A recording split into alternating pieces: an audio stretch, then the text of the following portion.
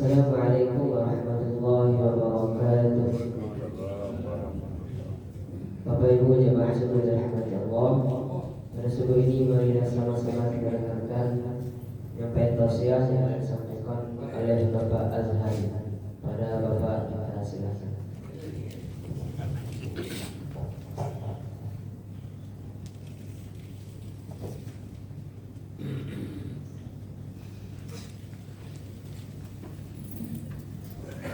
Assalamualaikum warahmatullahi wabarakatuh.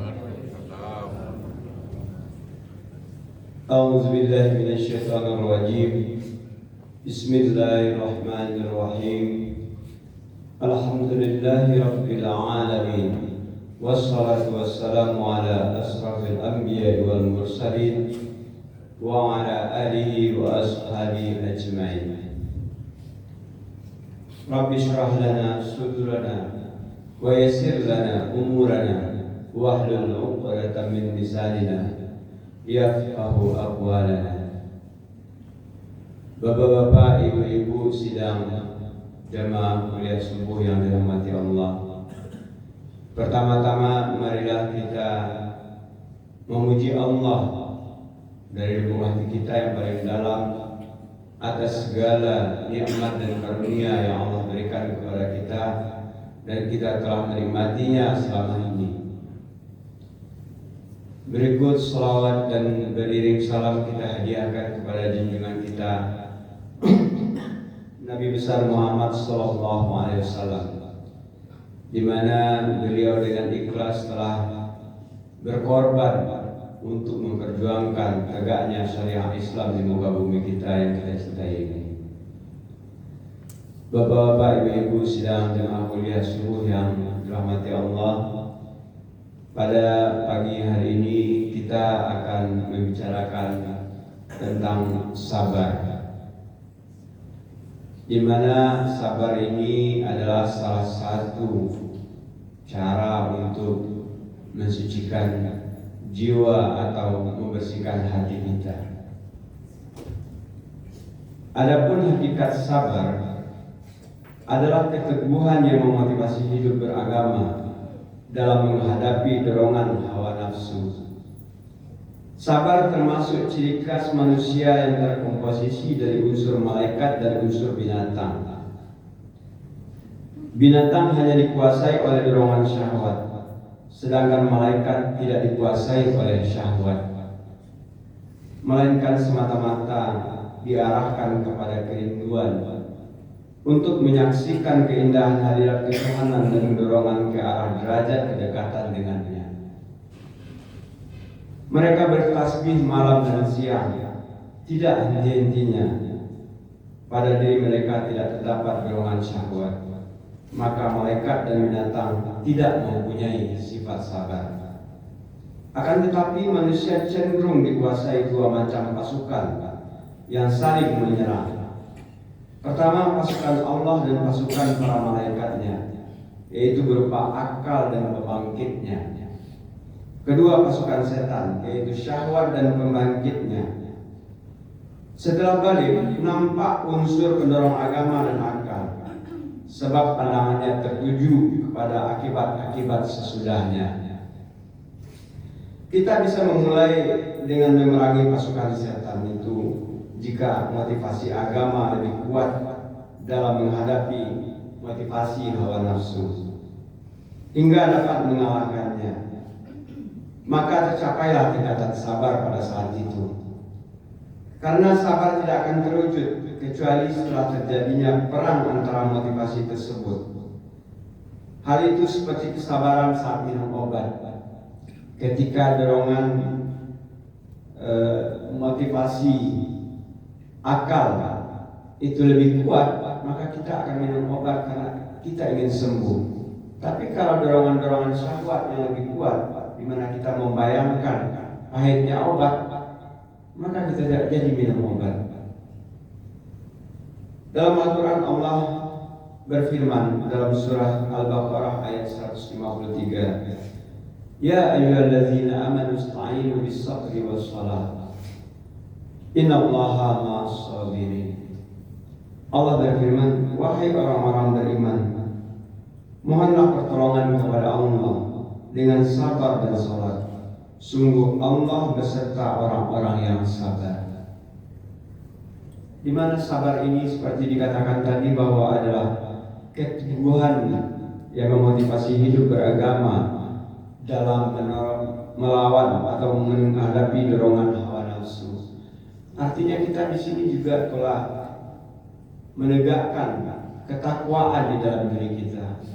Maka Allah katakan ketika kita mohon ampun kepada Allah, mohon pertolongan kepada Allah, kita hendaklah dengan sabar dan sholat. Sejarah separuh iman itu akan terpenuhi dengan kesabaran. Karena Nabi SAW bersabda, as-sabru nifsul iman. Kesabaran adalah separuh dari iman. Karena iman itu dimaksudkan untuk pengetahuan dan amal sekaligus. Sedangkan amal-amal lainnya antara menahan diri dan melakukan perbuatan serta menghias diri dengan sifat-sifat terpuji tidaklah akan terwujud kecuali dengan kesabaran. Karena sejumlah perbuatan iman bertentangan dengan motivasi syahwat. Karenanya perbuatan iman tidaklah dapat sempurna kecuali dengan peneguhan motivasi agama dalam menghadapi hawa nafsu. Nabi SAW bersabda, puasa itu separuh dari kesabaran. Kesabaran itu terkadang berhadapan dengan dorongan syahwat dan terkadang pula berhadapan dengan dorongan amarah. Sedangkan puasa berfungsi mematahkan dorongan syahwat. Imam Al-Ghazali membagi tingkat kesabaran ini menjadi 3 tingkatan.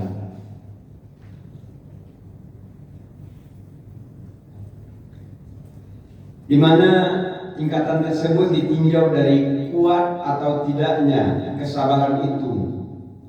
Maka dia dibagi menjadi 3. Tingkatan tertinggi adalah bila kita bisa menaklukkan dorongan hawa nafsu seluruhnya,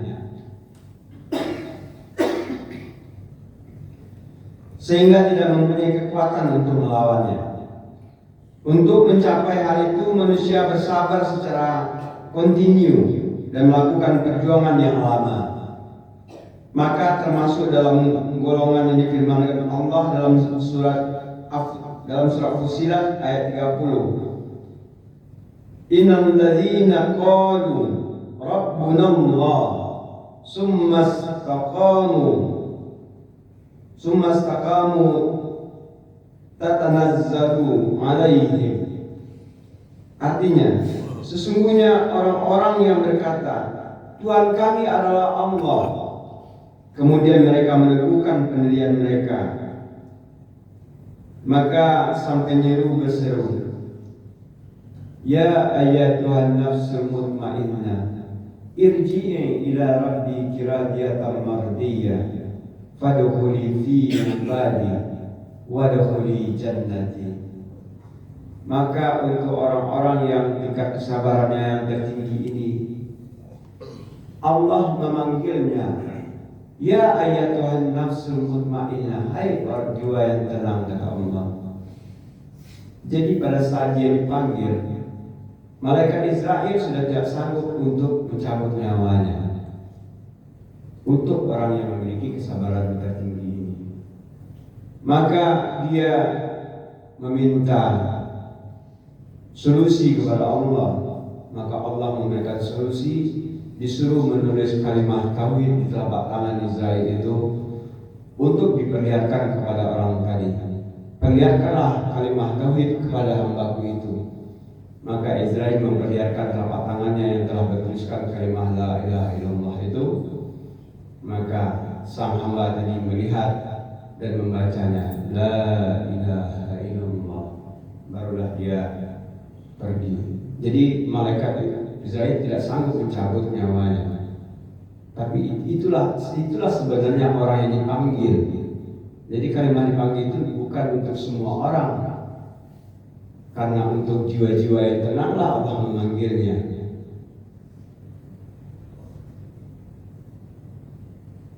Kemudian tingkatan terendah adalah kokohnya dorongan hawa nafsu dan tersisihnya dorongan agama. Hawa nafsu menang dan hati menyerah kepada pasukan setan. Mereka itu termasuk dalam golongan yang difirmankan Allah dalam surat As-Sajdah ayat 13. Walakin haqqal qawlu minni la amla anna jahannam minal jinnati wan nasi ajma'in. Tetapi telah ditetapkan perkataan atau ketetapan dariku, kata Allah, pasti akan aku penuhi neraka jahanam dengan jin dan manusia bersama-sama. Untuk tingkatan terendah ini kita bisa melihat tanda-tandanya, yaitu ada 2 tanda untuk tingkatan terendah ini. Yang pertama, bila ia berkata, aku butuh dan rindu tobat, tetapi sulit kulakukan, karenanya aku tidak berharap untuk melakukan tobat. Inilah orang yang putus asa dan dialah yang binasa. Tanda yang keduanya, bila ia tidak mempunyai keinginan untuk bertobat, tetapi ia berkata, Allah Maha Pemurah lagi Maha Penyayang dan tidak membutuhkan tobatku, sehingga surga yang sangat luas dan ampunan yang menyeluruh tidak akan menjadi sempit bagi diriku. Orang yang malang ini akalnya telah menjadi tawanan syahwatnya dan tidak menggunakan akalnya kecuali hanya digunakan untuk menghasilkan rekayasa untuk melampiaskan syahwat. Maka akalnya menjadi seperti orang muslim yang ditawan oleh orang-orang kafir. Mereka menghinanya dan disuruh memelihara babi dan menjaga khamar serta memikulnya di atas leher dan punggung ke rumah mereka.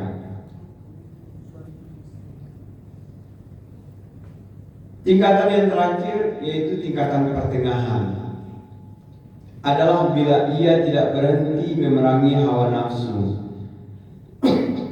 tetapi dalam peperangan antara keduanya silih berganti. Peperangan antara keduanya silih berganti, terkadang ia menang dan terkadang ia kalah. Orang ini termasuk mujahidin yang disebut dalam firman Allah dalam surat At-Taubah ayat 102. Wa akharuna tarahu bizunubihim khalatu amalan salihan wa akhara say'a. Dan ada pula orang lain yang mengakui dosa-dosa mereka. Mereka mencampur adukan pekerjaan yang baik dengan pekerjaan lain yang buruk. Tanda-tanda orang ini adalah ia mampu meninggalkan syahwat yang lebih lemah, namun tidak mampu mengatasi yang lebih kuat. Mungkin boleh jadi kalau disogok 5 juta dia tidak mau, tapi kalau 2 miliar dia mau. Itu semua artinya. Boleh jadi pada suatu saat ia mampu mengalahkannya dan menang. Di saat yang lain ia tidak berdaya dan kalah. Dalam segala kondisi ia menyesal atas ketidakmampuannya dan terus berusaha mengatasi dan memeranginya. Itulah jihad terbesar. Sepanjang ia bertakwa dan membenarkan adanya pahala yang terbaik, maka Allah kelak akan menyiapkan baginya jalan yang mudah. Jadi ringkasnya, manusia tidak mampu menghadapi unsur binatangnya bila ia tidak melawan syahwatnya dengan kekuatan akalnya.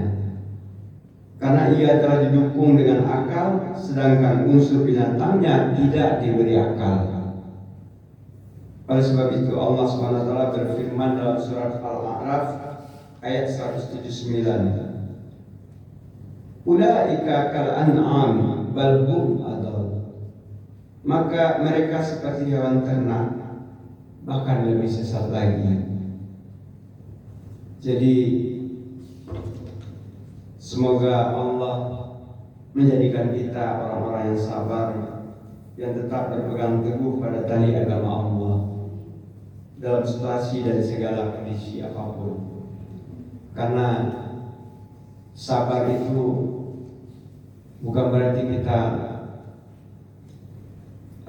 dalam kehidupan sabar dipreteli orang sabar, bukan itu, tetapi adalah keteguhan hati kita untuk tetap berpegang pada tali agama Allah dalam segala situasi dan kondisi.